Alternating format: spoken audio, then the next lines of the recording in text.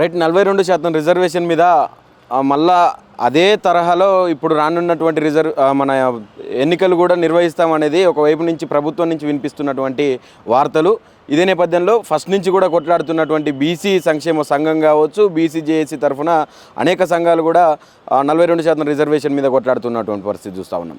మాట్లాడదాం అసలు ఈరోజు కూడా మళ్ళొకసారి ప్రభుత్వం మీద ఫైర్ అవుతూ ఉన్నారు. మాకు గతంలోనే ఇచ్చినటువంటి మాటలు అన్నీ కూడా నీటి మాటలుగానే మిగిలిపోయినాయి అని చెప్పి కూడా బీసీ సమాజం అంతా కూడా చెప్తా ఉన్నటువంటి పరిస్థితి. మనతో పాటు శ్రీనివాస్ ఉన్నారు, మాట్లాడే ప్రయత్నం చేద్దాం. అన్న నమస్తేనా? నమస్తే. ఇది మళ్ళొకసారి ప్రభుత్వం అదే తరహాలో కొనసాగబోతుంది అని చెప్పి వార్తలు వినపడతా ఉన్నాయి. మళ్ళీ 42% స్థానిక సంస్థల్లో ఎట్లాగైతే గడిపిందో ఈ రానున్న కార్పొరేషన్లు కావచ్చు, ఆ తర్వాత ఎంపీటీసీ జెడ్పీటీసీలో కావచ్చు అదే తరహా కొనసాగించే అవకాశం ఉందని చెప్పి వార్తలు వినిపిస్తూ ఉన్నాయి. ఏం చెప్పాలనుకుంటున్నారు? అంటే మీరు ఒక్కసారి ఈ రాష్ట్రంలో గమనిస్తున్నట్టయితే రాష్ట్ర ప్రభుత్వం మాటిచ్చినటువంటి కాంగ్రెస్ పార్టీ, ఈ అధికారంలో ఉన్నటువంటి కాంగ్రెస్ ప్రభుత్వము వాళ్ళు ఎవరు అడగలే. ఈ రాష్ట్రంలో దాదాపుగా 20 సంవత్సరాలుగా బీసీలకు చట్టసభలో రిజర్వేషన్ కావాలని, మంత్రిత్వ శాఖ కావాలని పెద్ద ఎత్తున ఢిల్లీలో బీసీ సంక్షేమం కోసం, బీసీల అభివృద్ధి కోసం పెద్ద ఎత్తున ఉద్యమాలు చేస్తూ ఉన్నాం. దానిలో భాగంగా వీరు అంటే బీసీలకు గత 10 సంవత్సరాలుగా కేసీఆర్ ప్రభుత్వం బీసీలకు చేసిన అన్యాయం మీద మేము గత 10 సంవత్సరాలు కొట్లాడుతూ ఉంటే ఈ కాంగ్రెస్ పార్టీ ప్రభుత్వం ఏం చేసిందంటే బీసీలు గల్ల గుంపగా ఓట్లు కొల్లగొట్టుకోవాలి, బీసీలు ఓట్లు వేస్తే దాదాపు 50% పైగా ఉన్న బీసీలు ఓట్లు వేస్తేనే మనం బయటపడతాం, మన ప్రభుత్వం వస్తుందన్న ఉద్దేశంతో దాదాపు 21 అంశాలపైన బీసీ కామారెడ్డి డిక్లరేషన్ చేశారు. దానిలో భాగంగా మెయిన్ వాళ్ళు ఇచ్చినటువంటి దానిలో కులగణన చేస్తామని చెప్పిర్రు. బీసీలకు చట్టబద్ధంగా 42% స్థానిక సంస్థలను ఇచ్చిన తర్వాతనే ఎన్నికలు నిర్వహిస్తామని చెప్పి దాదాపుగా 2 సంవత్సరాలుగా కాలయాపన చేసిర్రు. కాలయాపన కాకుండా బీసీలను ప్రతి క్షణం నమ్మించేటట్టు అవకాశం కల్పించి నమ్మించి మోసం చేసిర్రు ఈరోజు.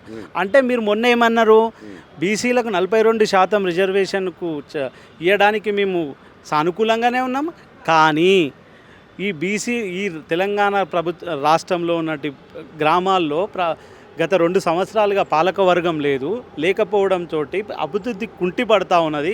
15th ఫైనాన్స్ నుంచి దాదాపు 3,400 కోట్లు రావాల్సినవి ఇప్పుడు కొలాప్స్ అవుతాయని చెప్పి ఒక నెపం నెట్టి బీసీలకు 42% మా ప్రయత్నం మేము ఎంత ఉన్నదో అంత చేసినాము, కానీ ఈ బీజేపీ ప్రభుత్వం మాకు సహకరిస్తలేదు, మిగతా పార్టీలు సహకరిస్తలేవు, కాబట్టి మేము మా గ్రామాల అభివృద్ధి మాకు ముఖ్యం, కాబట్టి బీసీలకు 42% చట్టబద్ధంగా ఇవ్వలేకపోతున్నాం, పార్టీ పరంగా ఇస్తున్నామని చెప్పి ఎలక్షన్ పోయిరు. పోతే ఏం చేసిర్రు మీరు ఒక్కసారి మీరు గమనించాలి, మీరు పాత్రికేయ మిత్రులు. 42% రిజర్వేషన్ కల్పిస్తాన్న ఆ పార్టీ ముఖ్యమంత్రి కానీ, ఆ పార్టీకి పీసీసీ అధ్యక్షుడు బీసీ బిజ్జనే ఉన్న ఆయన కానీ, బీసీ మంత్రులు కానీ, రాష్ట్ర మంత్రులు కానీ, ఎమ్మెల్యేలు దాదాపు 70-75 మంది ఎమ్మెల్యేలను కలిపిన వాళ్ళు కలిపి అందరూ ఒక్క నియోజకవర్గంలో ఒక మండల కేంద్రంలో వచ్చి ఒక ఎమ్మెల్యే కానీ మిగతా నాయకులు ఎవ్వరు కూడా ఇగో పలానా మండలంలో 40 గ్రామ పంచాయతీలు ఉన్నాయి, 42% అంటే దాదాపుగా ఎంత లేదన్నా ఒక 18-19 గ్రామాలకు బీసీలకు జనరల్ స్థానాల్లో బీసీలకు ఇస్తున్నామని చెప్పాలి కదా. అంటే మీరు ఒక్కసారి గమనించండి, రాష్ట్రంలో ఎవ్వరు కూడా చెప్పాలి. అంటే వాళ్ళు ఏం చేసిరు, మద్దతు గెలిపించుకున్నామని మొన్ననే రాష్ట్ర ముఖ్యమంత్రి గెలిచిన తర్వాత ఒక పాత్రికేయుల సమావేశం పెట్టి ఏమంటా ఉన్నాడు, బీసీలకు అన్ని మా పార్టీ అద్భుతంగా గెలిచింది, మా అభివృద్ధికి పట్టం కట్టిరు అని చెప్పిండు. కట్టిన తర్వాత ఏమంటా ఉన్నాడు అదే పార్టీ సమావేశంలో, బీసీలకు 42% దానికి కట్టుబడి ఉన్నా అవసరమైతే రానున్న ఎంపీటీసీ జెడ్పీటీసీల్లో శాసనసభలో పెట్టి దానిలో చర్చించి మాట అన్నా. నువ్వు మాట అంటున్నావు అంటే మీరేమో పైనకి వెళ్ళి మాటలు మాట్లాడుతారు, లోపల ఏం పని చేస్తారు. ఈరోజు మున్సిపాలిటీ ఎలక్షన్ అని చెప్పి మీరు మున్సిపాలిటీలో పోయి చెక్ చేసుకుంటే ఈరోజు ప్రక్రియ స్టార్ట్ అయింది. అంటే ఎలక్షన్ ఓటర్ లిస్ట్ స్టార్ట్ అయింది. అంటే ఏంది, మీరేమో పైనకి వెళ్ళి గిల్లుండి మేము నవ్వుతాం అన్నట్టు కార్యక్రమం ఏర్పాటు చేస్తాం. అంటే పీసీ అధ్యక్షుడు ఢిల్లీ కేంద్రంగా మేము మీటింగ్ పెడితే వచ్చి ఇదే మాట వలికిండు. అదే సర్పంచ్ ఎలక్షన్లతో ఒక్కటే కాదు, రానున్న రోజుల్లో అది పార్టీ పరంగా ఏం లేదు, ఆ గుర్తులు ఏం లేవు, పార్టీ పరంగా వచ్చే దానిలో మేము ఇస్తున్నామని చెప్పింది. అంటే మా పీసీసీ అధ్యక్షులను బలి చేసి ఆయనతో ఏమో ఇట్లా మాట వలికిస్తారు, మీరు ఇట్లా అంటారు, మీరు చేసే ప్రక్రియ అంటే ఇదే. అంటే మీరు బీసీలకు 42% ఇచ్చామన్న ఆలోచన లేదు, అంటే కాలయాపన. మీరు ఒక్కసారి గమనించండి, కాంగ్రెస్ పార్టీ ఎంత మోసం చేస్తుందంటే ఎలక్షన్ ముందుల రాయ్పూర్ డిక్లరేషన్ చేసింది. రాయ్పూర్ డిక్లరేషన్ చేసి ఏమన్నది, ప్రతి ఎంపీ స్థానంలో 2 ఎమ్మెల్యే స్థానాలు ఇస్తానది. అది పక్కకు వెళ్ళిపోయింది. వాళ్ళు ఓట్ల కోసమే వాళ్ళు ఏం చేసినా నాటకాలు ఓట్ల పరంగానే చేస్తూ ఉన్నారు. ఓట్లు అయిపోయిందవుడు అది పక్కకెట్టి వాళ్ళు ఏం చేయాలన్నా అది చేస్తూ ఉన్నారు. అంటే బీసీలకు 42%, దాదాపుగా బీసీ సర్పంచులు 52% గెలిచిరు. అంటే బీసీ సంఘం నాయకులుగా గత 2 సంవత్సరాలుగా బీసీల చైతన్య పరుస్తున్నాం కాబట్టి, బీసీలకు ఓటు చైతన్యం వచ్చింది కాబట్టి మీరు ఇయ్యకున్నా ఈరోజు 52% బీసీలు గెలిచారు. రానున్న రోజులు ఏంది అంటే మేమేం కొట్లాడుతున్నాం, బీసీలకు ఎంత చైతన్యం వచ్చినా ఈ డబ్బు ప్రభావం వల్లనో ఈ అధికారం పెద్ద మనసు ఇప్పుడు దాదాపుగా రెడ్డిలకు వెలుమలకు అధికారం ఉంది కాబట్టి వాళ్ళ ప్రభావం వల్ల బీసీలకు చట్టసభలో అది స్థానిక సంస్థలో చట్టబద్ధంగా ఉంటే మా బీసీలు బయటికి వచ్చే అవకాశం ఉంటుంది కాబట్టి గత సంవత్సరాలకు కొట్లాడుతున్నాం. ఇదే రాష్ట్ర ప్రభుత్వం మీరు ఒకసారి గమనించుండి. సరే, మీరు 21 అంశాలపైన విద్య, ఉద్యోగ, రాజకీయ రంగంలో, ప్రైవేట్ రంగంలో కూడా ఒక డిక్లరేషన్ చేశారు. మీరు 2 అంశాలపైన గత 2 సంవత్సరాలుగా మీరు ఏం చేస్తున్నారు? 2 అంశాల గురించే మాట్లాడుతారు. ఒకటేంది కులగన్న మాట్లాడినారు, తప్పుల తడక అని కొందరు పాల్గొనలే అయిపోయింది. రెండవది చట్టసభ స్థానిక సంస్థల్లో చట్టబద్ధంగా రిజర్వేషన్లు అన్నారు, అది పక్కకోయింది. ఇలా అర్థమైపోతుంది క్లియర్గా. ఒక సర్పంచ్ ఎలక్షన్లు అయిపోయినాయి, ఇంకా మిగిలింది ఏంది? ఎంపీటీసీ, జడ్పీటీసీ, మున్సిపాలిటీ కూడా రంగం సిద్ధం చేసినావు. అంటే నువ్వు ఏం చేస్తా ఉన్నావు?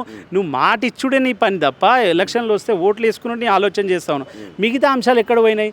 బీసీలకు 42% ప్రైవేట్ రంగంలో రిజర్వేషన్లు ఇస్తాను, అది ఎక్కడ పోయింది? కాంట్రాక్ట్లో బీసీలకు 42% రిజర్వేషన్లు, అది ఎక్కడ పోయింది? 20,000 కోట్లతోటి బీసీ సప్లాన్ పెడతావు, అది ఎక్కడ పోయింది? ఇప్పుడు నామినేటెడ్ పోస్టులో బీసీలకు 42% రిజర్వేషన్లు, అది ఎక్కడ పోయింది?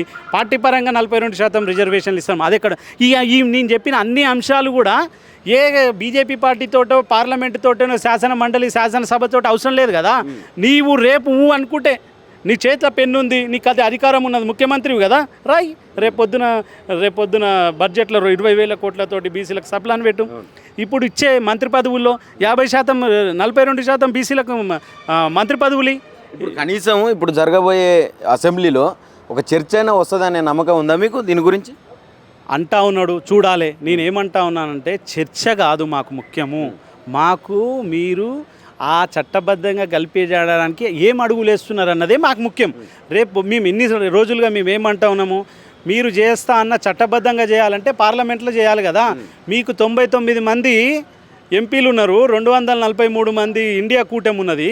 మీరు 2 సభలైనా ఇప్పటి వరకు, మీరు ఒక సమావేశాలు 2 అయినాయి, ఇంతకుముందు ఒకటైంది, మొన్న ఒకటైంది. మొన్న ఏంది? ఈయననేమో అడగాల్సిన ఆయన విదేశాల టూర్లు ఉన్నాడు, చేయాల్సిన ఆయన విదేశాల టూర్లు ఉన్నాడు. ఇంకేం మాట్లాడతారయ్యా మీరు? వీడొచ్చి గడిచిన 2 సంవత్సరాల నుంచి చూసుకుంటే బీసీలని అనేక రకాలుగా మభ్యపెట్టి వంచింది కాంగ్రెస్ పార్టీ అని క్లియర్గా కనిపిస్తుంది. ఇప్పుడు ఇంకా 3 సంవత్సరాలు మిగిలింది. ఎలక్షన్లు అతి తొందరలో ఉన్నాయి. ఇప్పుడు మున్సిపాలిటీకి సంబంధించి కావచ్చు, ఇటు ఎంపీటీసీ, జెడ్పీటీసీ కావచ్చు, అతి తొందరలో ఉన్నాయని చెప్పి వస్తూ ఉన్నాయి వార్తలు. మరి ఇప్పటికీ కూడా అదే వంచనకు గురి చేస్తే బీసీల పరిస్థితి ఏంది? 100కు 100% మేమేందంటే ఒకరు మాట ఇచ్చిర్రు, మాట నమ్మి ఓట్లు వేసినాం, అధికారంలో మీరు వచ్చిర్రు. ఓట్లు వేసిన తర్వాత నువ్వు చేస్తున్నది ఏంది? ఈ ఓట్లు వేసి గెలిపించుకున్నావు, బయట పడ్డావు, నువ్వు మాట ఇచ్చినావు. మా మాటను నమ్ముకునే మాట తప్పే ప్రయత్నం ఇప్పుడు నువ్వు చేస్తా ఉన్నావు. నువ్వేమనుకుంటున్నావు? ఏ ఎలక్షన్ వచ్చినప్పుడు ఏదో తాయిలాలు లేకుండా ఏదో మాట్లాడాలి, ఆ ఎలక్షన్లో ఓట్లు వేసుకోవాలి, బయటపడాలి అనుకుంటున్నావు. మొన్న ఏం జరిగింది? సర్పంచ్ ఎలక్షన్లో నువ్వు చేసిన నమ్మక ద్రోహం అని ప్రజలు గ్రహించారు, బీసీలు గ్రహించారు కాబట్టి పెద్ద ఎత్తున జనరల్ స్థానాల్లో పోటీ చేసిరు, 52% వచ్చారు. రానున్న రోజులు నీది అధికారం ఎన్ని రోజులు ఉంటుందయ్యా? మమ్మల్ని మోసం చేసి నువ్వు అధికారం. మీ కార్యాచరణ ఎట్లా ఉంది? 100కు 100% కార్యాచరణ ఉంటుంది. గత 2 సంవత్సరాలుగా కార్యాచరణ పెద్ద ఎత్తున చేస్తూ ఉన్నాం. బీసీ జేఏసీ ఏర్పాటు తర్వాత కూడా ఆందోళన చేసినాం, బంద్ చేసినాం, పెద్ద ఎత్తున చేసినాం. మేము ఒక్కటే క్లియర్ కట్గా మా లక్ష్యం ఒక్కటే, ఫస్ట్ లక్ష్యం, మా లక్ష్యం పెద్దది. ఈ చట్టసభలో రిజర్వేషన్ల కోసం పోరాటం చేస్తున్నాం. కానీ ఈ కాంగ్రెస్ పార్టీ ఇక్కడ అధికారంలో ఉన్న చాలామంది అంటా ఉన్నారు కాంగ్రెస్ పార్టీ. అవును భయ్, అధికారంలో ఉన్నోనికే అడుగుతారు కదా, నువ్వు లేనోనికి ఎవరికి అడుగుదాము? లేనోని కూడా అడుగుతున్నాం, నీ బాధ్యత నువ్వు నిర్వహించుకోవాలని అడుగుతున్నాం. కానీ అధికారంలో ఉన్న కాంగ్రెస్ పార్టీ వాళ్ళు ఇచ్చిన మాట కాబట్టి వాళ్ళ మాట నువ్వు నిలబెట్టుకోవాలని చెప్పి పెద్ద ఎత్తున మేము ఇంకా కార్యాచరణ కాదు, రేపు పెద్ద ఎత్తున ఉద్యమాలు చేస్తాం, గ్రామాలలో పోతాం. రానున్న రోజు ఎంపీటీసీ, ఈ మున్సిపాలిటీలు అంటారు, ప్రతి మున్సిపాలిటీలో ఇప్పుడు సభలు ఏర్పాటు చేస్తాం, బీసీలను చైతన్యవంతం చేస్తాం. 42 చట్టబద్ధంగా ఇచ్చిన తర్వాతనే మీరు ఎన్నికలు నిర్వహించాలి. కాదు కూడదంటే మీ దగ్గర అధికారం ఉండొచ్చు, అది 5 ఏళ్ళే ఉంటుంది, కానీ మళ్ళీ నువ్వు 5 ఏళ్ళ తర్వాత మా దగ్గరికే రావాలి. మేము ఓటేస్తేనే నువ్వు గెలుస్తావు. కాబట్టి కాబట్టి మా ఓటు మా బీసీలు 50% బీసీలు మేము ఎట్లా చైతన్యవంతం చేయాలి, వాళ్ళని ఎట్లా రెడీ చేయాలో మాకు తెలుసు. మాకు జరిగిన అన్యాయం పైన మేము ప్రజలతో కోతాం, ప్రజలకు తేటతే క్లియర్గా అర్థమయ్యే రీతిలో వాళ్ళకి సంజాయిస్తాం. రానున్న రోజుల్లో మీరు బీసీలకు అన్యాయం చేస్తే ఓటు అనే ఆయుధంతో మీకు బొంద పెడతాం. Thank you brother.